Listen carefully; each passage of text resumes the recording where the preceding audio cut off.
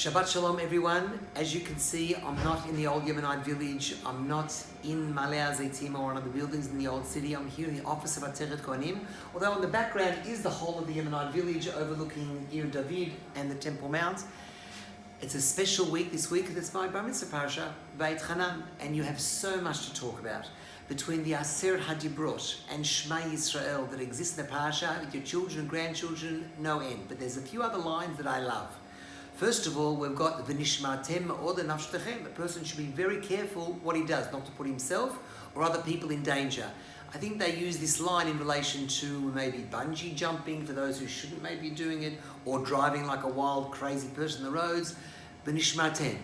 Be very careful. The other great one is, of course, V'asita hayashar v'hatov. How many people do we know that look religious, they may shokel and they may daven, but there's still aspects of the character not 100% kusher v'yusher, as they say.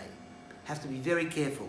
Beyond everyday halachot, there's v'asita hayashar v'hatov, to be straight, to be honest, to be things that maybe the Torah doesn't cater for in relation to a specific mitzvah, but there's an all-encompassing about how we behave. V'asita hayashar v'hatov. What else do we have? V'lo techonem. Yes. Doesn't mean not to give them, the enemy, whoever that may be, parking space. It's talking about keeping the whole of Eretz Yisrael for us. By the way, speaking about Eretz Yisrael, did you see how much Moshe Rabbeinu tried to get into Eretz Yisrael? That's a lesson for all of us.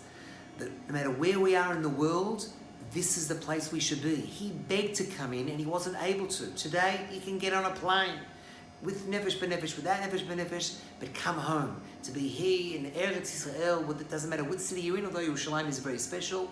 All of that in this week's parasha. The last thing I want to say, of course, is Moshe Rabbeinu, the Arei Miklat. I'm sure you all know what that is, about the cities of refuge, accidental killing someone. It wasn't even going to start up until they went on the other side and had the 3 cities of refuge there. But if he had the opportunity to set up those already in what is today called Jordan, for the 2.5 tribes, he went ahead and did it. Even though nothing really started till they went over the other side. But it was the opportunity. When you have the opportunity to do something, do it. Don't push it off to tomorrow, especially a mitzvah like Tzedakah for Yerushalayim, Ateret Cohanim, or maybe even buying something, redeeming a property in Israel. Plenty to do. Shabbat Shalom VaEtchanan.